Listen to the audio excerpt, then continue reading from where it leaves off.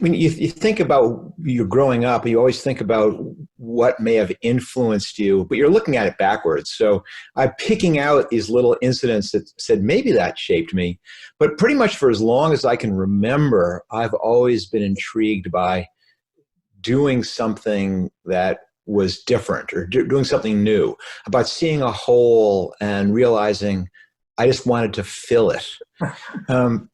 And part of that could be that in my family was pretty, I was going to say risk tolerant, maybe risk encouraging. I used to do a lot of outdoor stuff, and I remember I would come home and say, I wanted to try and figure out how to rappel. So I put a rope up in a tree and kept rappelling down from a tree branch. And rather than my parents thinking I was crazy and discouraging me, would get excited and we all run outside and they'd watch me rappel from a tree. Ridiculously crazy. But it kind of, getting that encouragement early on, I think really kind of made me comfortable with the inherent risk taking that comes when you begin doing it at a bigger scale. Mm-hmm. But listen, even, I was always the person who was, when I was little, was out selling things door to door.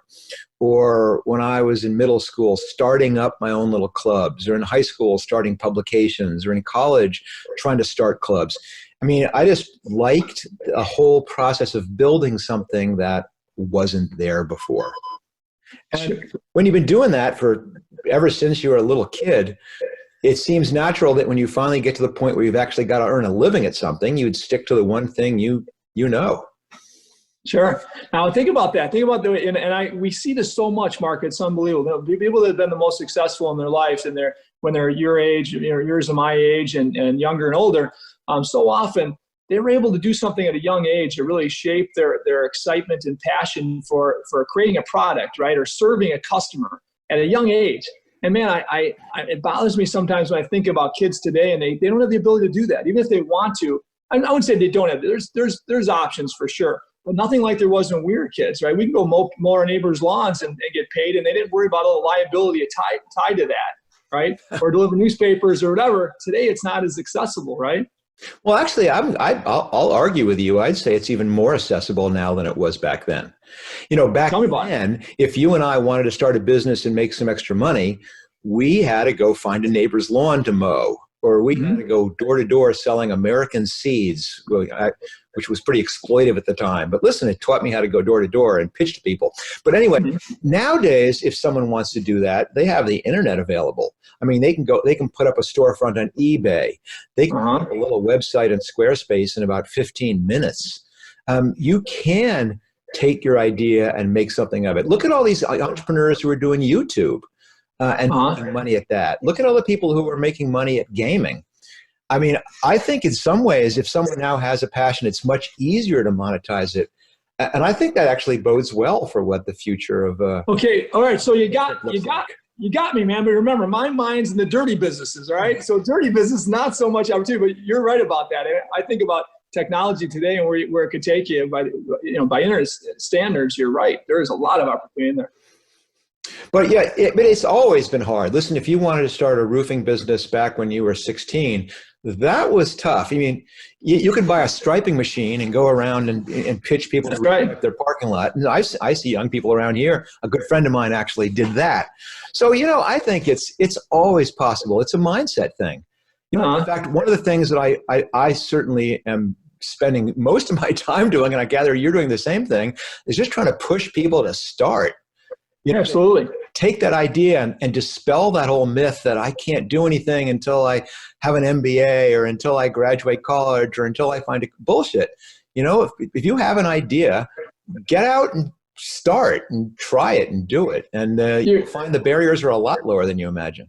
100%. And you think about it, like you mentioned this a bunch when I listen to your speeches and stuff like that, but the tolerance of risk is a big thing, right? But then the realization that you're gonna fail, man. You're gonna fail. Get used to it. Get kicked in the teeth a few times. It's gonna happen over and over again. And look at it as a badge of honor instead of, oh man, I lost, right? I got my ass. No, look as a badge of honor. And if you can get used to failing often and fast, and hopefully not too expensively, right? Eventually, good things happen, right? I'm not someone who kind of embraces the whole failure porn thing, because let's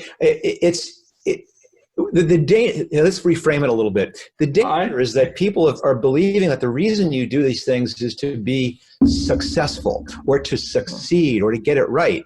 And yeah, if you do that, there's one path to a couple paths to that, and 100 paths that lead away from that, which are the failure paths.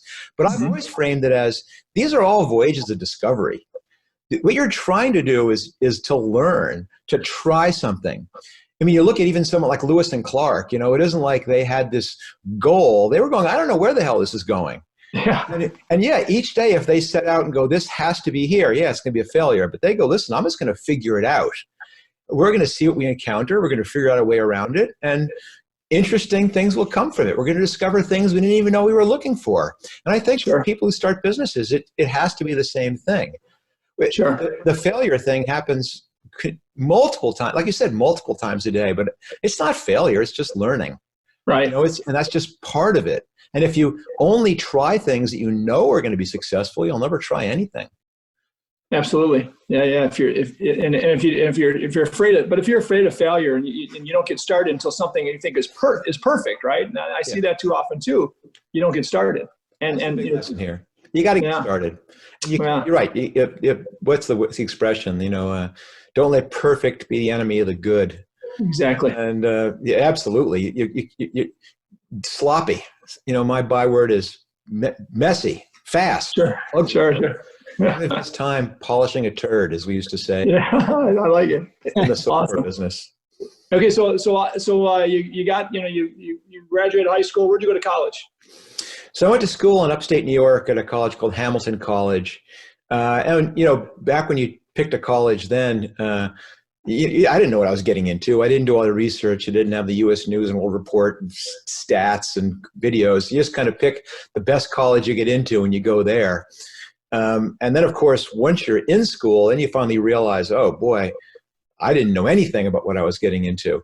The cool thing about where I ended up going to school, there was a couple things. The big win for me was that it was a liberal arts school. So the focus there was not on career prep. The focus there was on basically learning how to think, how to write, how to speak, how to make and defend an argument, how to detect bullshit, how to call people on it, how to evaluate sources, all this stuff, which didn't necessarily prepare me for anything specific, but in other ways prepared me for everything. Right. The career that I went into, it didn't exist back when I was going to college. I couldn't have taken courses in that stuff. But the things I learned there, which is how to write and how to speak, I use every single day. Absolutely. And that was a huge lucky break. And it was also a place, I always tell people that I majored in geology, of all things. But what I considered I majored in was extracurricular. And when I say that, young people laugh, thinking I mean that I partied the whole time.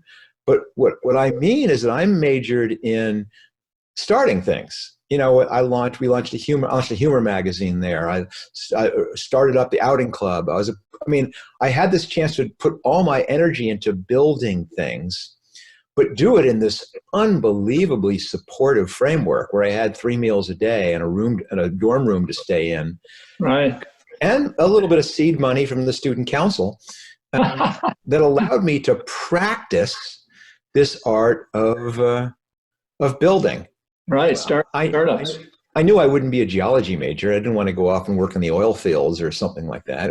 It was a BA anyway. So it was more this chance to practice. And what was that? Tell us about that again. What was it? What did you build there? You said it was a journal. You said, what was that product? Oh, no, it wasn't a product. It was just me, it was me being a chance to start things and build things and try things.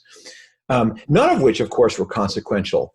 But again, that's kind of the point, is that there wasn't this pressure to do something that had to be successful. There's these choices that you got to play with, these things that everyone in a startup does. Like, for example, you go, I'm going to start a magazine. Okay. There's no humor magazine on this campus, and there should be. But you can't do it yourself. So you've got to begin bringing people around to your vision. You got to convince them to join you on this crazy, irrational quest. You have to divide up the responsibility.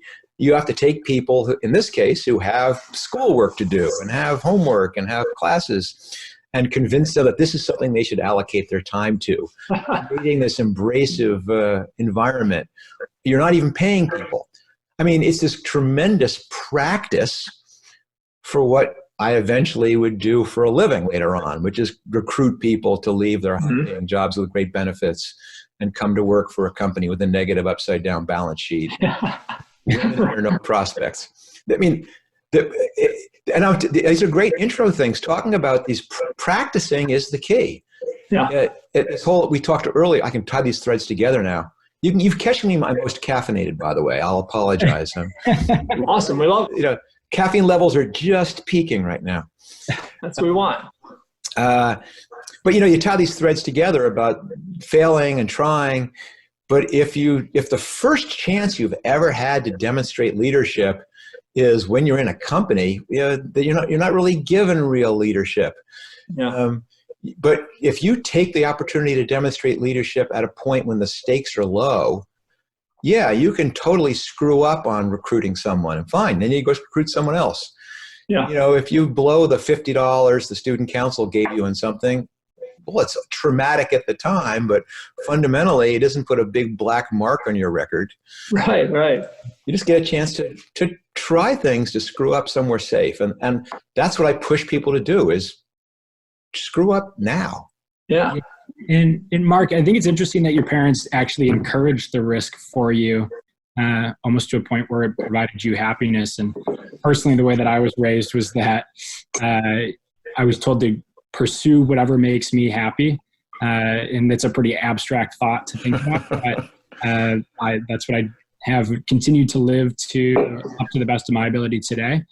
So I guess I'm curious along that line that throughout the way, there's been other mentors that I've had that I'm extremely grateful for, but I'd be interested outside of your parents, like who also, let's say from the age of 20 to earlier in your life, also played an influential role for you in mentoring you to be where you're at today.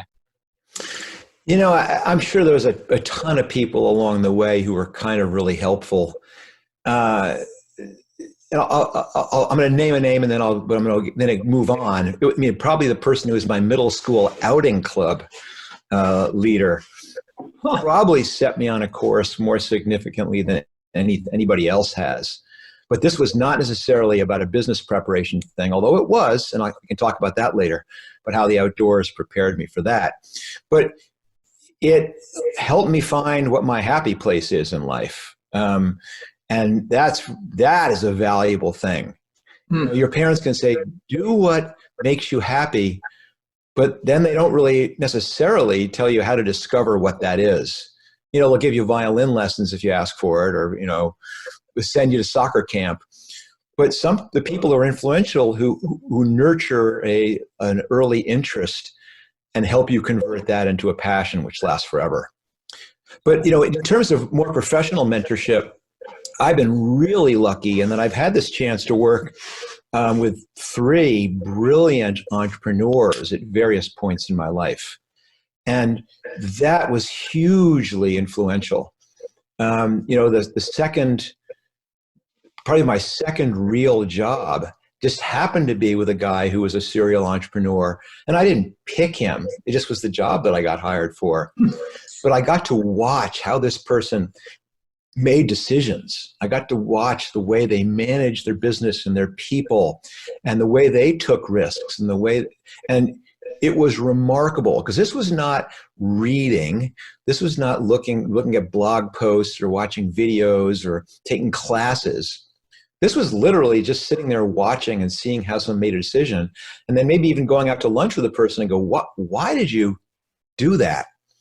Or having them sit me down and say, Mark, you're about to spend this on this, and that's a mistake. Let me explain to you why, and here's what we're going to do instead. And you, of course, being a know-it-all, you'd argue, and then if you're reasonably introspective, you'd go back and go, maybe he's right.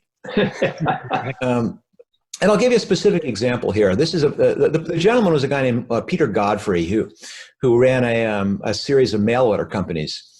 And I met him because he hired me to do circulation, subscription business for a magazine we were starting. Probably my second startup. But then we sold that magazine, and he said, let's get into the computer mail order business. And he goes, Mark, get us going. So all of a sudden now I was in charge. And this is way back when if you wanted to do anything, you had to do it yourself. And so we had to figure out how to do the fulfillment, how to take orders. And I was pricing out the computer mini mainframes you had to buy to take orders. And they were what year was this about, Mark? This is probably 1983. Wow. 84, something like that. Yeah, this is back in the early days. But to take orders, then you had to buy an IBM mini mainframe. It might have cost $500,000 to run the software to process orders. Kind of crazy, funny to think about. And I was evaluating this, and I was going, I know how much margin we might have on an order we could use to spend on order processing. And then Peter said, you are out of your mind. Why are you spending all this money on this? We're just getting started. And I go, well, we need to get to a point where it only costs us a couple dollars in order to process the order. And he goes, no, you're crazy. Let's just hire a contract fulfillment company. And I go, I looked into that, and that's $40. They're asking $30 an order, whatever the number was. That's like twice what our margin is in these products. And he said, it doesn't make a difference. This does not need to be repeatable. It does not need to be scalable. This is the cost of finding out if our business is actually viable or not. Right. And you're going to find out that if it's not viable, fine, you spent $10,000.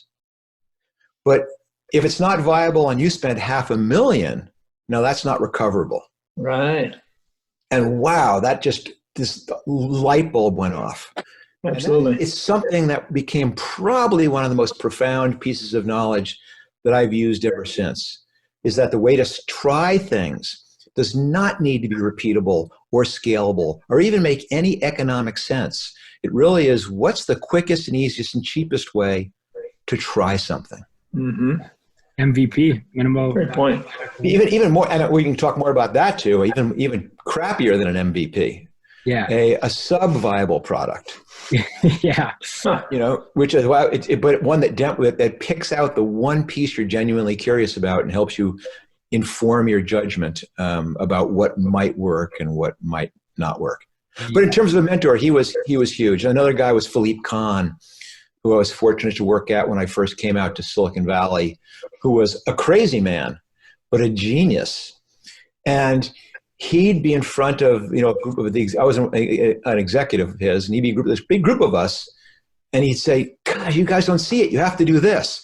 And I go, "Oh my gosh, of course I was right." And him and I would connect, and we'd realize that no one else, very few people in the room were following. He just had this ability to leap, but he taught me that you could make those leaps.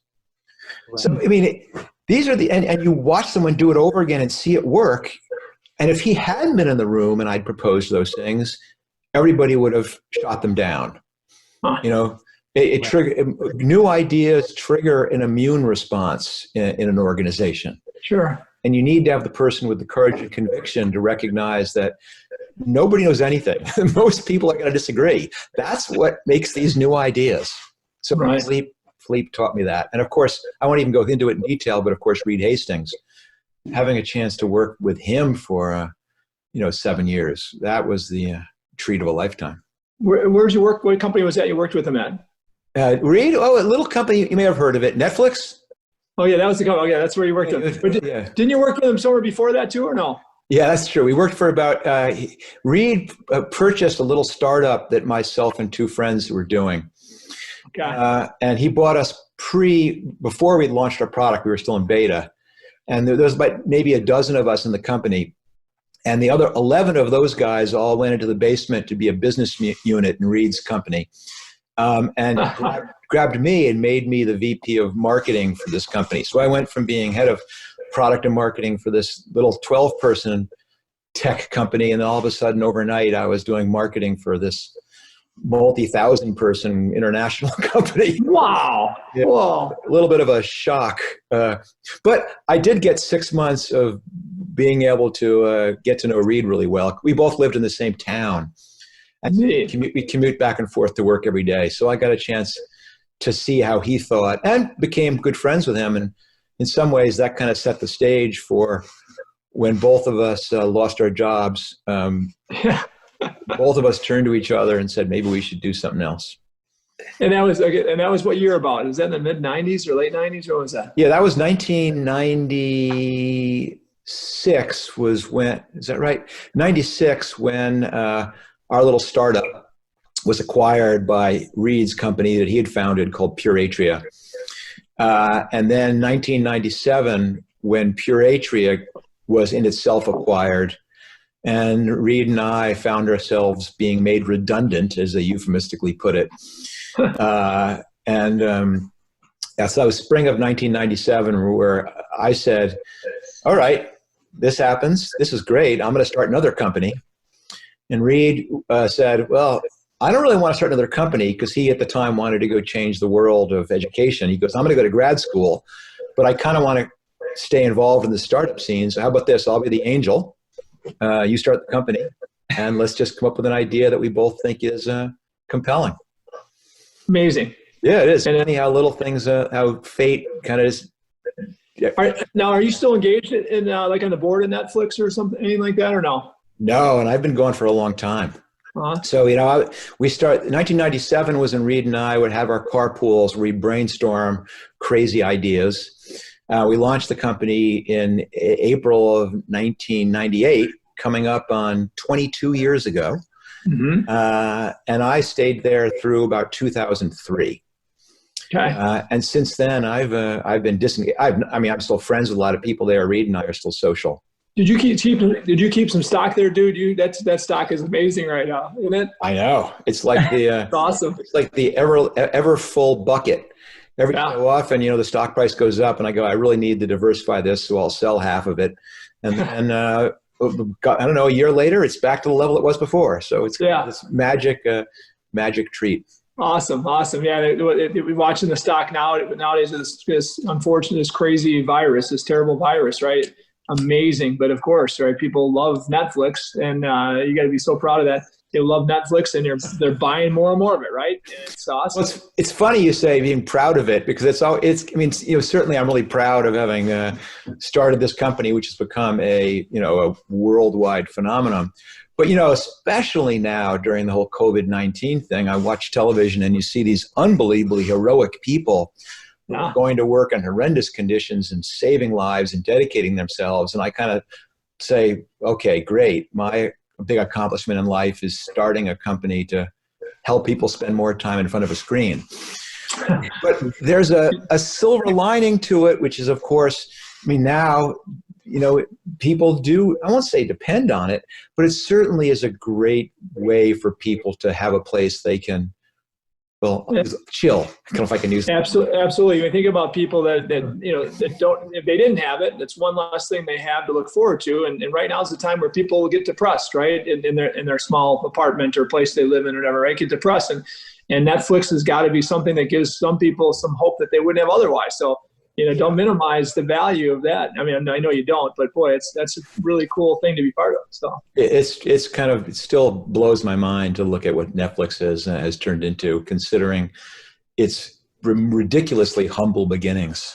Yeah, no doubt. And we had one of the early founders of Get a Movie that turned into some partnership with McDonald's and Redbox, and eventually you were part of that as well.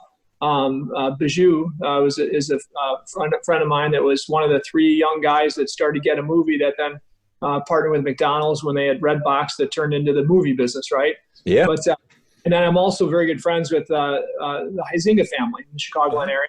What great people they are, and you dirty rats! If you didn't, between you guys, you didn't, hurt them a lot, right? Not that they're okay, I think, still. But that was a big hit, right? When you took down Blockbuster, I'm sure that there's a moment that you got to look back and say, well, you could have succumbed to them, and they would have thought differently, they would have probably bought you at next to nothing, and they'd still be around in this market that Netflix has done so well in, right? Well, that's a really interesting one of those. If we did a DVD which had multiple endings, that would be an interesting one to play out, because I really do wonder. Of course, the story you're alluding to is that way back in, I guess, 2000. We were kind of on the ropes and went to pitch ourselves for Blockbuster to buy us, and they more or less could have bought us for $50 million, and they laughed at us. But I wonder, had they bought us, what would have happened? And I sincerely wonder whether or not they would have made the transition, whether they would have had what it requires to transition their business from that to streaming in the way that Netflix did. Sure. Would they embraced it, or would they have killed it, right? Listen, there's a fundamental thing which not just Blockbuster did, but that I'm almost going to say every large company struggles with, is that you have this big business established, it's 99% of your revenue, and then you see this glimmer of the next new thing coming. And the C-suite guys recognize this. They know this is the future, and they see what they probably should do, but it's going to impact their existing line of business.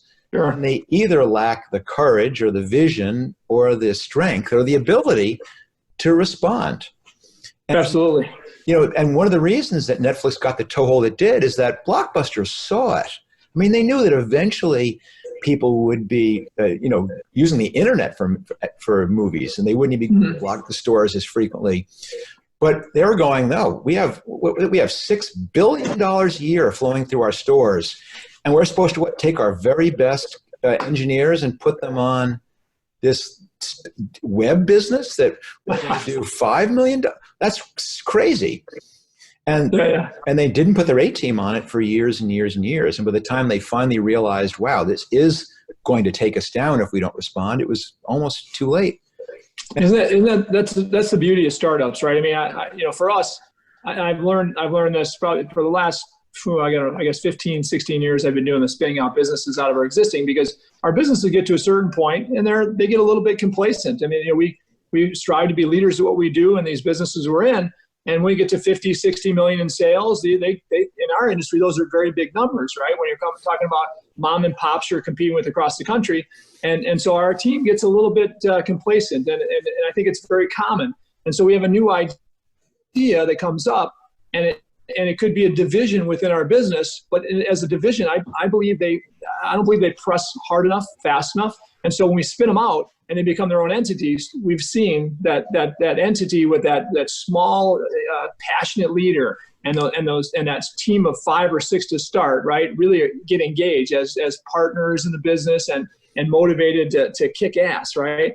And so again, I'm confident that as startups, you have way more creativity that goes on and less fear of the failure. And I believe that, that's what I'm going to continue to do. I'm going to continue to spin out these little businesses because it's so much fun to watch these partners just kick ass and think differently, Yeah, it's a funny thing you said when you said, and less fear of failure. But I would argue the reason why it works to spin them out is there's more fear of failure. Well, that's true. That's true too. It's the mix. When you're in the mothership, it's like, it doesn't work, whatever. They'll put me on some other project. When you go, no, man, you're on your own here. If you screw this up, you're out of business.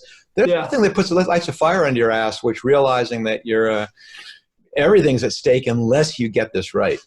Sure, but they don't have like the executive team, breathing down their necks, right? Yeah. They've got a lot more freedom. They've got risk, like you're saying, but they've got more freedom and they feel like they own it more, right? Compared to being maybe a VP in the business with not a lot of not as much upside and not as much downside. So I think, like I said, it's so much fun to watch. So mentoring these startups for you, it's got to be a blast, right? I know I do some of this, and I know you're doing this. It's such a blast to mentor these startups when you can give them, share experiences with them, make them think differently, right? Can you tell us about that? I'm glad that you're actually framing it that way, because, mentoring for me is not entirely altruistic. There's a lot in it for me too. Because Netflix was my 6th startup. So I've been doing it for 40, going almost 40 years. And so when Netflix when I left Netflix, I didn't want to hang it up of being an entrepreneur. But at the same time, I was now almost 45. And so I was going, I'm not sure I want to do another 7x24 startup of my own again. Yeah. But, I need that fix. I can't go cold turkey on it. And so really for me, mentoring was my methadone, my way to get that rush of being part of a startup, but without having to be, 7x24 anymore. Sure. At Netflix it was kind of interesting, by 2003, Netflix had now gone public. We now had finally cracked the code of how to run the DVD by mail business in a way that actually made money. We had this ability to hire unbelievably good people. And it kind of was different for me then. One of the things I've kind of realized is that what I really love, is early stage stuff. I love that problem solving mode. I love the fact there's always 100 things on fire, and the skill is to pick the 2 or 3 and focus on them relentlessly. It's more with less. And so by 2003, even though I still loved that company, loved Netflix, I didn't necessarily enjoy the things I was doing anymore. Sure. And so realizing, and more importantly, I wasn't very good at it. I mean, I'm not a big company guy. I'm a small company guy. And so leaving Netflix was my chance to actually do the thing that I love doing. And it turned out that the model that worked for me was mentoring. Because the thing that I've always loved, even from the very beginning, was that feeling where you're sitting around the table with the really smart people solving these really interesting puzzles. And now as a mentor, I get to do that. I get to come in and sit down with these really smart people and help them solve really interesting puzzles, with the huge benefit that I get to go home at 5 o'clock. And they have to stay up all night trying to solve the problem. So it's been remarkable, and it drags. I'm 61, and so this drags me into new things. It keeps me current, not just on technology, which is fun in and of itself, but how are companies marketing themselves? How are they communicating with customers? How are these new tools being used? And I just love getting a chance to work with smart young people. Well, you've got this, you in my space, and different than your space, but we've got these shared experiences, right, that we've got in our past, that we can pull them out anytime and say, hey, well, let me tell you about an experience I've had. And you can make your own decision, but here's an experience I had, right? And in telling those experiences, you're going to give some lesson that they're going to take something from it, right? You're not pressured that they have to think your way. You're not pressured that they have to make the same decision you even made, right? But it's so much fun when they can think about the good or the bad experience you went through, and they make their own decision. And that's you've got such a vast amount of cool experiences that if you share those experiences with people in the moment, man, they're going to take and get so much value out of it. And I find that on a daily basis, that when I'm mentoring, that's what I get, right? I get this great feeling that, man, they learned something from that, good or bad, and they went on their own and they made the decision that was right or wrong that'll affect their future, hopefully positively, right? So it's really fun when we get to be our age, and you can look back and say, let me think about an experience. Let me tell you about an experience I had, right? And I used to think when I was mentoring, when I looked for mentorship in my 20s and 30s, and we didn't call it mentorship, I was like, there's somebody successful. I say, hey, man, I want to sponge off you. You've got a nice car, a nice house, and I want to sponge off you, right? And they'd say, that didn't feel too good to them, but if they like me, they say, yeah, I can share, I can talk to you about business or whatever. And so often I would expect them to tell me what the hell to do, right? And eventually, it took me into my probably mid-30s, late 30s before I realized that mentorship isn't telling anybody what to do. It's 100% sharing experiences. And if you're telling people what to do, you're not, that's not right, because you actually have some liability with that too, right? If they do what you tell them and it's wrong, what are they going to feel like? And what do you feel like when it happens, right? So again, mentorship is it's easy in my opinion. If you put work into it, it's and you have fun with it. Maybe it's not easy, but it can be very easy if you love doing it. And so I can't imagine the value you bring to the table for anybody you share experiences with. It's got to be awesome. So thanks for doing that. Well, what's really cool about doing mentorship, or more importantly, working with lots and lots of companies, is it'll let you put things into perspective. Mm-hmm. I mentioned that over 40 years, I did 7 companies. Okay. And, a bunch of them were pretty successful, but you never really know which of the things you did worked or which ones were wrong but succeeded in spite of themselves. How much, and you begin to realize how much of it's luck. And as you begin to get out and you begin to work with lots of companies, you begin to see the patterns emerging. Sure. The really interesting thing for me over the last 15 years of working with, by now, probably hundreds of early stage entrepreneurs, and hearing countless pitches, as kind of an angel investor, is that you begin to see what the common denominators are for early stage success. Sure. It's not something you can say, here's what to do. But these are approaches which are shared by a lot of successful companies. And then you can look back at your own career and go, oh, I can see how this thing I did totally inadvertently, totally without knowing what I was doing, was that the right thing at the right time in the right place? Yeah. And it's been fantastic to kind of have this chance to look back and go, not just, wow, I did some great, smart things, but more importantly, to look back, especially at Netflix, and go, oh my God, how lucky were we? Yeah. All these things broke right for us that had they gone a different direction, it would be a very different story right now. How much learning do you feel like you get out of mentorship and mentoring others? When you look at what you gain out of it, tell me about that. Some people don't look at it that way, right? I've got a different model. So part of my whole thing is I don't do a lot of detailed planning, because I realize almost all planning is worthless, because as soon as you start, the world's different than you expected, and all this planning is wasted. And so when I said I'd kind of like to do some mentoring as a way to perhaps be a next chapter in my life, I didn't think too much about it. I just plunged in and go, I'm going to learn more from doing it. And I worked with a bunch of companies and made a huge number of mistakes. And one of the biggest ones was being an advisor, which is the biggest waste of time. Because you come in and you pontificate for an hour, and you're basically going entirely on pattern recognition, and you don't really understand the problem. And as you pointed out, huge danger in giving people advice which you don't really understand. And so I took about 3 years for me to iterate to the model, which I've now used for the last dozen, which is I've recognized that if I really want to get something out of this mentoring relationship, it has to be real. I have to understand the problem well enough to genuinely give good advice. I've got to know the product. I've got to know the category.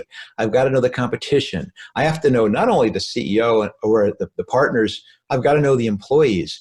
And that takes a big investment. Yeah. It means I can only do a handful. So Sure. I do 3 or sometimes 4 at a time, but I put a lot of time into them, enough to understand them. But the reason I do that is not necessarily, it's out of the goodness of my heart. It's because now I get to really be part of this team.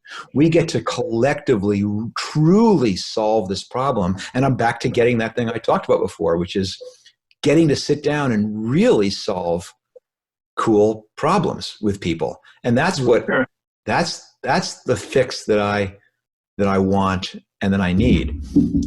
And the interesting thing, and I'm sure you probably see the same thing, is at least in the early stage stuff, I love the early stage stuff. I'm not a late stage entrepreneur.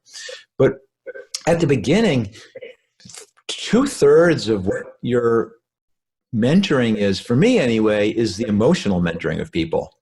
Yeah. It's not, is my go-to-market strategy right? Or should I do debt or equity? Or, yes, there's that. But more of it is, oh, I'm having a real issue with my co-founder. or, oh my God, how do you keep balance? My wife is going nuts because I'm at the office all the time. Or how do I have to lay this person off who has worked for me for 3 years, but she's not the right person for the next. I mean, boy, those are the things that a founder struggles with. They never anticipated they'd struggle with. They may have come out of business school prepared to understand the balance sheet and do the market analysis, but they never thought they'd have to be going through some of these emotional struggles that a founder does. Right. And it's one of the things I can give people this reassurance is everyone goes through this, and here's a way perhaps to think about approaching it. Yeah, awesome. A little bit more intangible in that Absolutely. regard. Absolutely. Intangible, but critical. Right. And so to me, I think one of the biggest correlations to success oftentimes comes back to the culture and the way that the leadership team from origination and inception of the idea has the ability to execute and actually implement that culture so that it legacy that lasts. And I was fortunate that I was able to watch Jeff Weiner lead LinkedIn, and the way that he leads is through compassionate leadership, and the decisions that are made by leadership team is rooted in culture and values. And there's a reason why they're making those decisions, because it's in the best interest of LinkedIn's members, which is why they're a members first organization. So I guess I'm curious from your perspective, if you have a framework or a methodology that you use when it comes to developing a sense of culture from day one all the way through to the inner workings as you scale. Well, we could spend another hour and a half or 100.5 hours just talking about culture, because I am really passionate about that as well. But the fundamental tenet that I believe is the key to culture is recognizing that culture is not what you say. Culture is not what you do. Your little culture deck doesn't mean anything. Your little 10 culture points that you post in the break room is bullshit. What you carve in your cornerstone doesn't count. The only thing that counts is how you act. And as anyone who has children quickly understands, people pay attention to what you do. They don't pay attention to what you say. And you brought up an interesting point too, which is that culture is not something that you create. You sit down and brainstorm what it should be. Culture usually springs organically from the behavior of the founders. How do they treat each other? How do they treat early decisions? How do they treat customers? How do they act? That's what culture is. And so early on, and again, this is not something that I did because I learned it in school. It just kind of came naturally. Early on, I was extremely transparent about what I believed, and I would do those things. And I'll give you a perfect example. I said, Netflix was my 6th company, and early on in my life, I was in my 30s, I vowed that I was going to keep my family together, that I would not be an entrepreneur on their 6th company, but also on their 6th wife, that my kids would grow up knowing me and hopefully liking me. But I realized that therefore could not be something that I made as something I fit in around the other obligations. So from early on, my wife and I had this thing where every Tuesday at 5 o'clock, I would leave the office and we would do a date night, get a sitter, and have this time to stay connected to my best friend. And I was serious about it. If there was a huge crisis, well, damn it, we're going to settle it by 5. You got to talk to me desperately. Well, let's do it on the way to the car. But here's the cool thing that happened. After doing this for 6 or 8 weeks, pretty soon people get the message and they stop asking. They resolve the crisis on their own. And even better, they begin taking their own date nights on Tuesday night because they know there's not going to be a meeting called at 8 o'clock. And so if you have one of the cultural touchstones being having balance in your life, you can say that, but it means nothing if you're not modeling that. Sure. And modeling it is what it is. People take way more away from The culture comes from who you hire, who you fire, and who you reward. And you can talk to your blue in your face how we embrace risk taking here, and the way we're going to survive as a company is taking risks. But then you put at the company meeting, you reward your highest paid salesperson. That just sends a totally different message. You got to bring the person up and go, this month we're really recognizing this person who did this thing which didn't work. But they took this risk. They tried something that everyone said wouldn't work. Then everyone sees, wow, that they're sincere about this. They give this person more money. They don't go, we don't tolerate assholes and then promote the asshole. Yeah. They fire him, even though this person was key to the company. That sends the message. That cements culture. Awesome. Yeah, it's a great way to say it. It's who you hire, fire, and who you reward. It's a perfect way to say it because it's so simple. But we don't always think that way. So that's cool. Don't. Listen, the whole have no assholes policy works wonderfully until you have a high performing asshole who you can't afford not to have. Yeah, that's right. Then you go. Then that's when it gets hard. And, then you go, okay, if I fire this person, that means I'm doing their job for the next 6 months while I find someone to replace them. Sure. You just have to do it. So when you decide to mentor a company or CEO or a board, right, or however you do that, are you usually a seed investor then too? Do you usually say, I want to be a seed investor if I'm going to do it, or no? If you like it enough. In fact, exactly the opposite. Okay. My motto is my money or my time, but not both. And there's a very, very specific reason for that. Again, I'm mentoring early stage companies, the friends and family round, Series A, Series B, and that's probably as far as it goes for me. And so I do take equity in the company, but I take common stock. Mm-hmm. So I'm aligned with the founder. Once you put money in the company, you're no longer aligned because your interests differ from the founder because you have preferred stock and they have common stock. Sure. When they come to you and say, what do we do? You want to be able to help them think it through without the tinge of, does this affect me differently than it might affect them? And that's the reason why I think it's so important actually to not be an investor necessarily in a company you mentor. And listen, everyone's aligned when things are going great. Yeah. Things don't go great that you have the misalignment, and when it's especially important to know you have someone's back entirely. And listen, I'm not saying that necessarily having the money will taint you, but you don't even want the appearance of that. Sure. I got to at least get out the disclaimer that after a number of years in a company, I will put money in. But that's after 3 or 4 years of working with someone when it's beyond the point, when I'm now beyond that point of approach. But at the beginning, never or almost never. Same thing. I won't be a board member.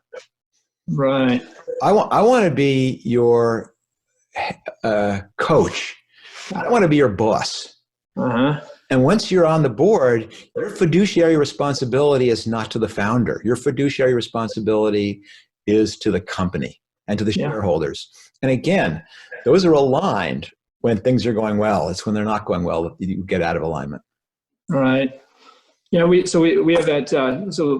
In our businesses right now, that technology company I told you about called Site that Robbie came to work with year and a half ago. Anyway, that company is a technology. You call it real estate technology or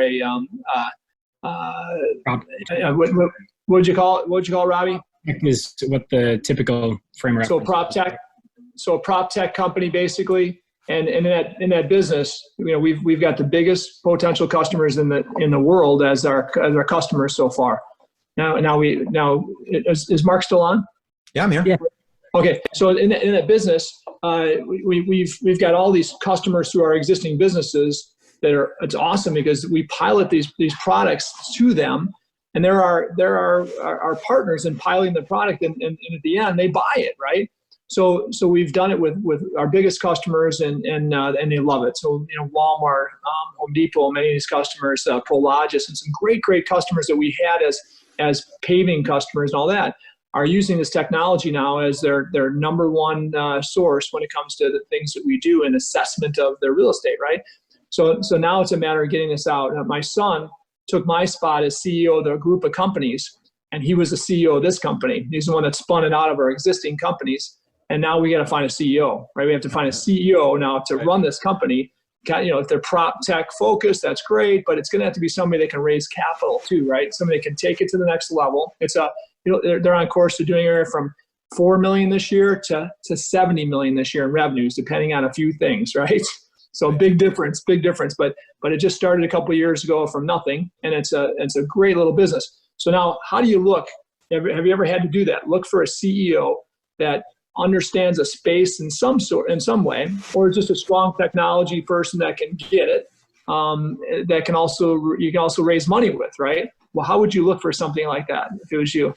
Yeah, it's really hard. It's a long process because you have to have the cultural fit, and you also have to ensure that you recognize going in, this person is not being hired. If you hire someone to do what you want done, if you hire someone to do things the way you would do them or to think the way you would do them, you're not going to find a person who has the attributes you really want.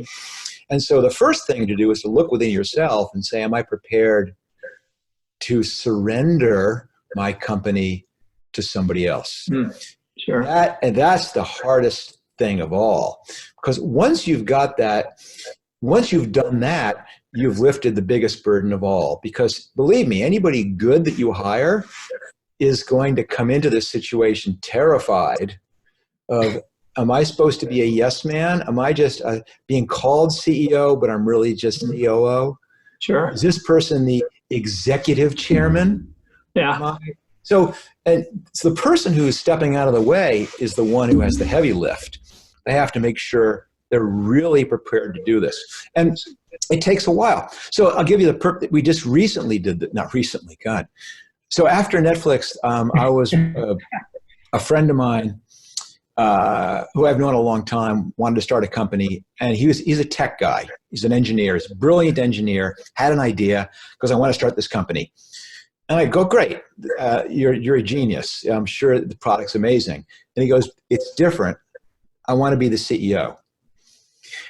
And I said, oh, I don't know. You sure you want to be the CEO? Because he was close to my age. And so as an engineer, he, of course, has seen how stupid CEOs are and how absurd all the decisions they make are. And, of course, he goes, well, I can do this better. And, of course, and he goes, but I need help. Will you mentor me? And so we began this process, and I again ended up going to work for this company pretty closer to full time than I have in a long time. Doing pretty much, my title was ABC, which was anything but coding. So as I was kind of helping this guy be the CEO. And of course, what happened is after about a year, he goes, this is the worst job in the world. Why would anybody want to be the CEO? He goes, none of the answers are black and white. Everything is abstract. You always upset people no matter what you do or say. Yeah. Welcome to the club. Welcome. Anyway, so we go, let's find you somebody to take this company in the right place. And we did. It took us, the first thing was getting my friend over this hump of recognizing it's your company, but you're going to have to surrender it to someone else's leadership. Mm-hmm. And then the other one was finding someone whose vision aligned with ours. And that's what most of the dating period was about, was finding someone who really saw the future in the same way that we did. So we were comfortable surrendering the path that this person chose to take us there might be different than the way we would have done it, but he's taking it to a place we wanted it to be. I'm sorry, I'll keep rambling here again. The caffeine's diminishing. No, that's okay. That's all right. I live in Santa Cruz, California, which is over the mountains from Silicon Valley. Mm-hmm. Every single person, 40,000 people a day drive over the Santa Cruz Mountains to commute to work in Silicon Valley. So all of us who live here, who have done that, always go, God, it'd be great to have a company here in Santa Cruz. And so one of the visions that we had for the company early on was, this is going to be a Santa Cruz company. And Sure. having tried and failed with Netflix to keep it as a Santa Cruz company, I was prepared for the battle I was going to be waging. And so that was, for example, one of the things we were looking at from the CEO. Not somebody that we could say, here's the things you have to do.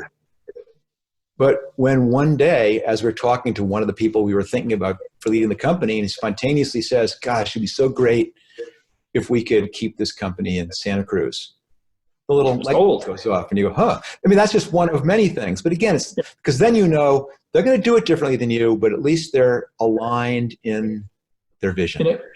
Sure. So culture and vision, and of course, culture, they got aligned pretty well with that founder probably and the majority stockholder probably, right? And then vision wise, vision aligned, but they have to have the freedom if they're going to be good. If they're going to be a great CEO. They have to have the freedom to pivot, and they have to have the freedom to expound upon that vision probably, right? And if you're lucky, come up with things that you never dreamed of. Right. I mean, the company that I'm talking about is called Looker Data.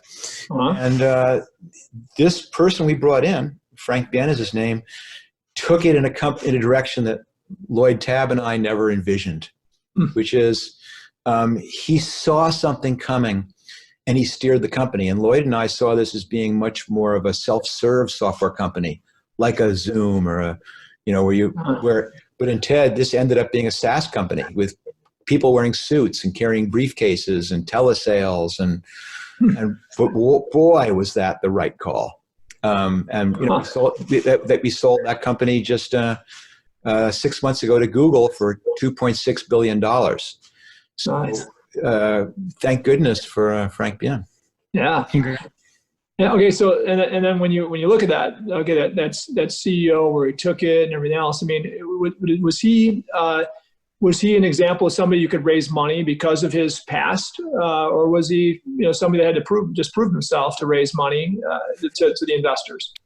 No, he had to prove himself. And what was interesting is this was his first CEO gig, and so that was a plus and a minus. The minus, of course, was unproven, untried in that role. The plus is driven. As you probably have seen from your mentors, the best entrepreneurs have something which drives them, something deep psychological that means I will not let this fail. And it could be something as Oedipal, I got to prove it to their parents or their father. Yeah. It could also be something they've seen. It could be that they are supporting people. But it's wonderful sometimes to have someone with this deep motivation to, I'm going to make this happen at any cost, because that fundamentally is a key attribute of a successful founder. And how about I look at the successful CEOs that I've been around and some on our team and others that I've been friends with, right? Not only are they driven, and not only they have vision, but they also have a strength in either understanding the metrics and the execution, or they know how to hire the right people. But when you can have both sides of the brain, what an advantage! And not many people do, right? But I've got one of our CEOs is amazing when it comes to his vision, his ability to inspire everybody around him to be better than they would be without him, right? Which I look as a real mark of a leader, right? And then on top of that, he's an engineer, right? So he's a civil engineer as well with an MBA. But this guy, not only can he inspire, not only does he have this crazy vision, but he also has this ability to measure and constantly have the metrics in place so that everybody on his team understands what a good day and a bad day is, right? They always understand what a good day and a bad day, whether it's that person that just started a month ago or the person that's a VP in his team. So, I mean, the combination of those two things aren't often found. But when I see somebody that's just exceptional CEO, they get both of those things really, really well. I don't know if you've seen that as well, but. No, it's true. Again, you can't, it's such a personal thing. People take their skills and they mold them to the problem. And if it was one size fits all, it would be so easy. Yeah. It's not. And it's by no means certain either. And of course, this, by the very nature of the fact that you have a collection of companies, puts you in a different situation than someone who is a sole individual company. Because you can recognize, you can cover certain weaknesses and that you're actually hiring for the things you can't do, necessarily looking for the entire package. So, and I've actually learned, Mark, because I've got so many weaknesses that I got to cover. I'm a crazy visionary, right? And probably not even that good. I think I'm kind of good at it, but I'm probably not even that good if you looked at the things I envision, right? But I like strategy until it's in place, and I want somebody else to take that, right? I like metrics, but I don't want to measure, and I don't want to hold people accountable, right? So, so for me, I've got so many weaknesses. I've been filling the voids of weakness to hire good people to take on my weaknesses, and it's worked out okay. I mean, I've had plenty of losses, but it works out. So again, I'm always enamored by somebody that gets both sides of the coin that can actually get all those things done, right? So it's fun. But it's also why, at least in Silicon Valley, the most stable configuration for a startup is 2 people. Because you have people who together create a complete person. Sure. And that's a really, like, for just, even Reed Hastings and I, very, very different skill sets, but extremely complementary skill sets. And in a lot of ways, the success of Netflix comes from the fact that the 2 of us were there together. So, yes. So I'd like to finish up with a couple of things. Sure. Number one, I believe that my success and the success of people like us, right, it is you couldn't do it as well in other countries. And I'm always proud to be an American and proud of this free enterprise system we have. I've traveled the world more in the last 15 years in my life, and to kind of look at these things in these different countries to find out why we have so much innovation, why we have all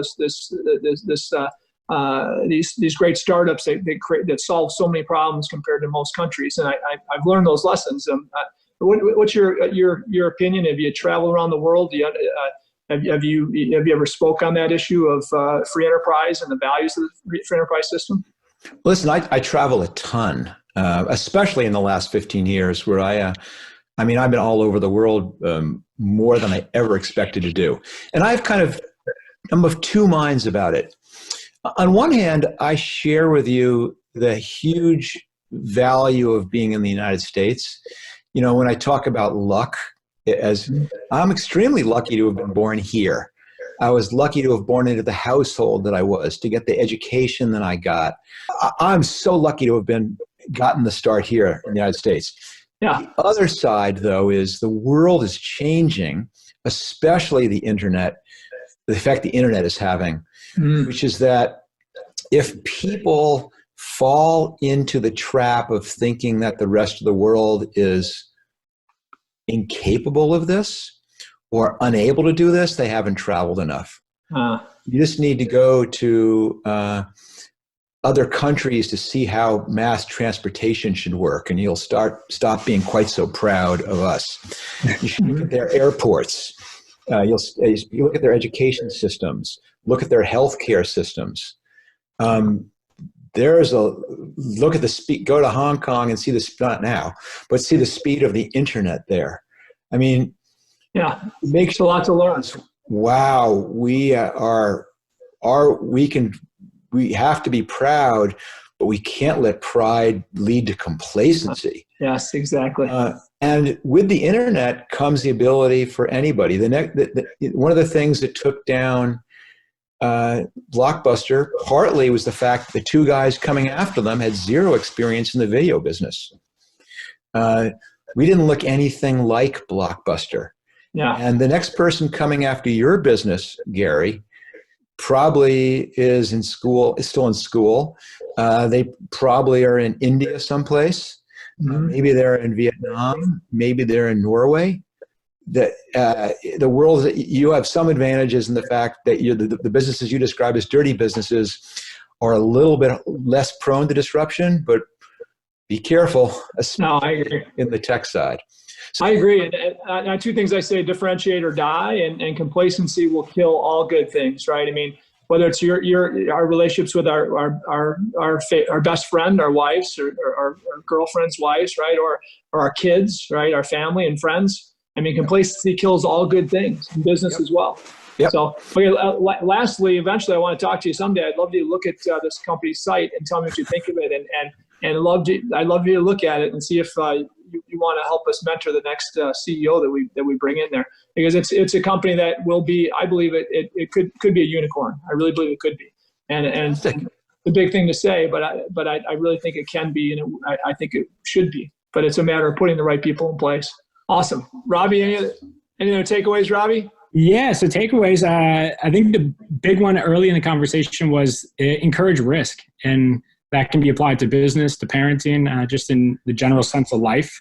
And don't be afraid of the perfect. Be okay with the good, and make sure that the sub-minimal viable product is what you lead with, as opposed to trying to make that minimum viable product and potentially spending too much money. Pursue and discover your passions. Don't let them come to you. You need to be a curious thinker and have a growth mindset and go out and find those. And you need to lead and mentor through shared experiences, as opposed to a direct demand or statement in terms of how to move the vision towards the future. The cool part to me is I'm a big believer in culture, and I really love the idea of the Tuesday date night that you brought up. And I think it's an absolute fact that you need to act in which the way that you want the culture to actually operate, and not just say that. And the last thing is ultimately be willing to be yourself. And I think inherently, if you have the right culture and values internally, I think externally you'll lead to a lot more success. Awesome. Good job, Robbie. Mark, you're awesome, buddy. Thanks for your time. Thanks, guys. Appreciate it. Good luck with everything. Have a great day. Thanks a lot. Cheers. Bye now. Bye-bye. Yeah.